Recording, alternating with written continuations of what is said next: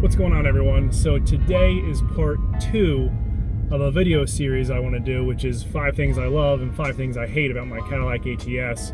Today I want to talk about 5 things I hate about this car. If you haven't seen my other video, which is 5 things I love about this car, click right here and go check it out. Alright, so let's get started with an easy one, shall we? This is a 2014 Cadillac ATS, which unfortunately means it does have the Q system. I'm not going to say it's the worst infotainment system I've ever used, but it can be frustrating sometimes. It's not that the actual software design and software setup is that bad. It actually does everything I need it to do. It connects to my phone, I use it for music, I use it for calls. My issue is the actual haptic feedback, the haptic touch controls right below the screen. Everything from your heated seats, your climate control, your volume, that's all controlled by these buttons that aren't exactly buttons. They use sliders and these touch-sensitive pads as a replacement for buttons.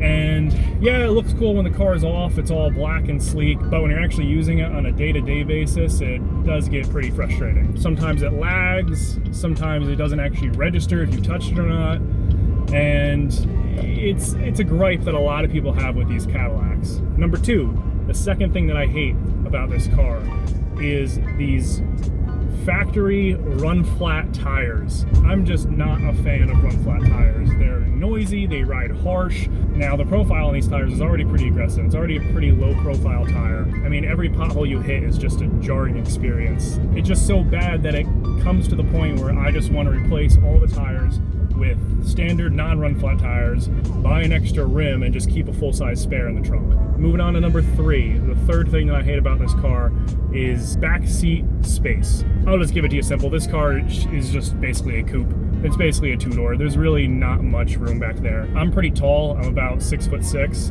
and I'm gonna try to sit behind where I normally drive, and as you can see, it just doesn't work. It's cramped, the ceiling dips far too low to have any actual headroom, and it's nearly impossible to get a full-size adult back there. Sure, you can use the rear seat in a clinch if you really need to, but realistically, you're just gonna have to pretend like you drive a two-door with pretty useless rear seats. And that kind of segues into the 4th thing that I hate about this car, and that's the trunk space. Now, I believe the ATS has a trunk space of about 10.4 cubic feet, which just isn't good at all. You're not going to be able to get a whole lot of stuff in the back of the ATS. As you can see, if I even just try to fit a beach chair in the back, it pretty much takes up the entirety of the trunk. Sure, it's fine if you need to get a couple groceries or anything back there, but if you're trying to move anything substantial, this car is just not going to do. You're going to need to go up a size in class. And moving on to the 5th and final thing that I hate about this car, and that's just the fuel efficiency. It's just not that fuel efficient. My daily commute is mostly highway, and I do hit a considerable amount of traffic. My average fuel economy is 19.4 miles per gallon. It's just not there. Sure, it's a fun car, and it may drive slightly more aggressive than I should, and that might be what's hurting me a lot, but it's really just not that fuel efficient. The one saving grace about this car in terms of gas mileage is the fact that you're actually able to use regular fuel.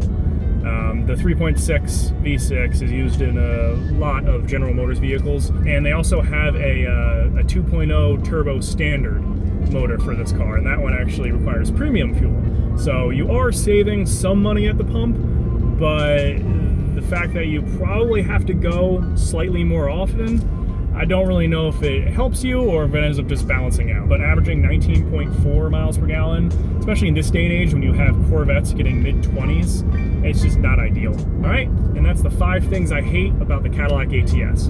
If you enjoyed this video, feel free to like, subscribe, and have a great day.